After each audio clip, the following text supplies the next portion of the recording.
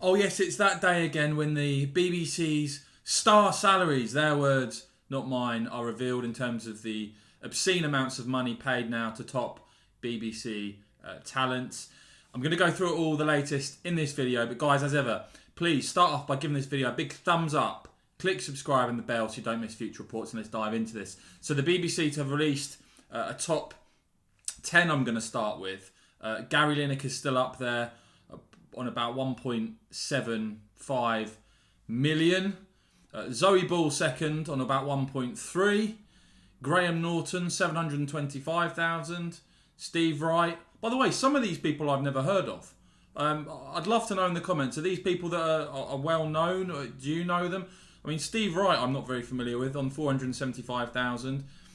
We've also got Hugh Edwards, 465,000. Fiona Bruce, 450,000. Vanessa Feltz, £405,000. Laura Laverne, I've never heard of, £395,000. Alan Shearer's on there. Stephen Nolan, 390,000. And Ken Bruce, again, who I've never heard of, £385,000 salary. Some other noticeable ones, BBC Newsnights. Emily Maitlis, of course, who made that rant about Dominic Cummings. Around £374,000 salary. Andrew Marr, £364,000 BBC salary. And the BBC's political editor, Laura Koonsberg, on near 300,000. I mean, these are, let me know in the comments what you think of these numbers, guys. I just think the BBC should be the place. Well, number one, I don't want to have a licence fee, but the BBC should be the place where young talent is not paid obscene amounts of money and goes there to make a name for themselves. Now, the Telegraph reported that Zoe Ball has received a £1 million pay rise to become the BBC's highest paid earner. Ball now has a salary of between 1.36 million and 1.365 million after taking over Radio 2 Breakfast Show. She's second only to Gary Lineker. We'll be getting onto him in a bit, by the way, on the newly published list of the corporation's highest earners. In last year's list, Ball earned between 370,000 and 375,000. So all this talk of BBC, we've not got any money, etc., they're still giving some huge pay rises. Despite the BBC's claims to be reducing costs, the Telegraph report, more than half, 51% of those who appeared on last year's top earners list have received pay rises in the past year. Only 19.7% had a pay cut and 11.8% saw no change. The BBC, and I know this will get a great reaction from you, let me know what you think. The BBC can confirm, aren't we lucky, that Gary Lineker has signed a new contract that will keep him at the corporation until 2025.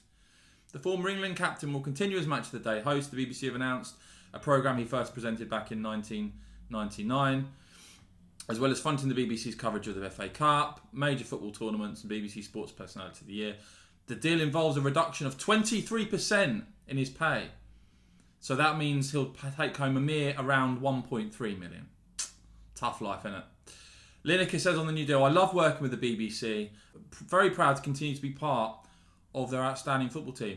Well, yeah, I'm sure he is glad. Loves working at the BBC. I'm looking to the next 5 years, he says, with the European Championship and World Cup on the horizon. It's exciting times for me and the team. Now, of course, if the BBC wasn't funded by a licence fee, I and vast majority of people wouldn't give a damn, frankly, about what they want to pay for people.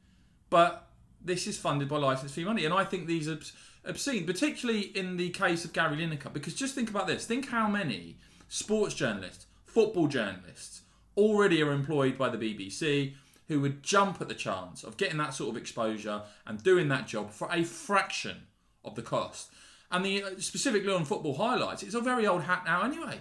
Highlights of the games are tweeted out by the likes of BT and Sky throughout the day and put up on YouTube very quickly now. The idea that everyone has to wait now till 10:30 at night to watch the highlights from the BBC is about as old hat as it gets. Let me know if you agree or not. Of course, the real kick in the stomach when you look at these sorts of salaries and pay rises is when you look at the backdrop of what else is going on in the BBC. Because I would say that the BBC in its current form, what people want from it is local, regional news.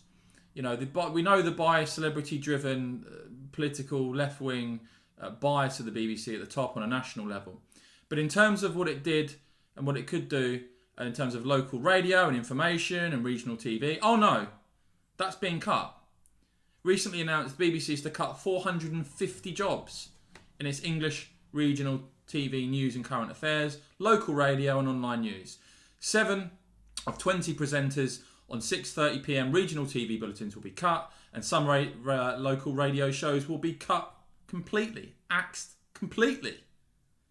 The cuts are expected to save £25 million by 2022, following news of job losses in Scotland, Wales and Northern Ireland. The BBC has previously said it must save £125 million this year because of financial pressures from the coronavirus pandemic. More than 150 roles are due to be lost in Scotland, Wales and Northern Ireland, the corporation announced. The proposed cuts are on top of 450 redundancies previously announced and subsequently put on hold by BBC News.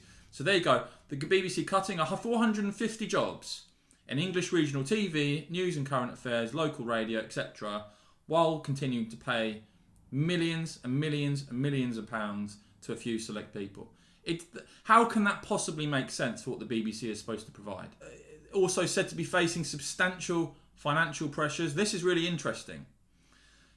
The BBC's annual report revealing that there's been another drop in the number of British homes with a TV licence, even though the number of households is rising. Around 300,000 fewer TV licences, down to 25.5 million, so obviously still a very large number, but down again, falling by 300,000 despite the number of UK households rising.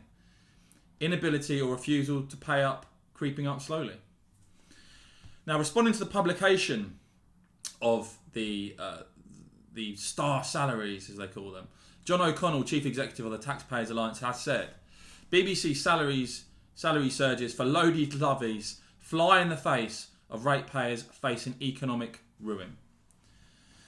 These bumper beeb pay packets are picked from the pockets of pensioners and poor taxpayers, he says, who are fed up of forking out for the licence fee under pain of imprisonment.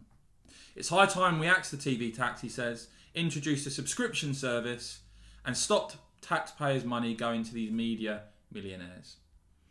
As I said, guys, it's incredible, some of these numbers, that at the exact same time, services that people may really value, in terms of, I said, like regional news, local radio, information, being cut, but huge salaries continue to be paid out. It's all well and good a new Director General, isn't it, coming in and talking the talk. Is he going to walk the walk? To me, to have someone being paid millions of pounds to present football highlights on the BBC really does sum up everything that's wrong with what's going on in terms of the BBC, and why there is, of course, a growing appetite for defund the BBC and for the TV tax, the licence fee, whatever you want to call it, to be ditched completely. Now, I will say this. If you're enjoying these reports, guys, and we're really surging in terms of views and numbers of subscribers, so thanks very much. If you want to support me, please head over to the Patreon, the Westmonster Patreon. I'll put it below and it will see it after this video.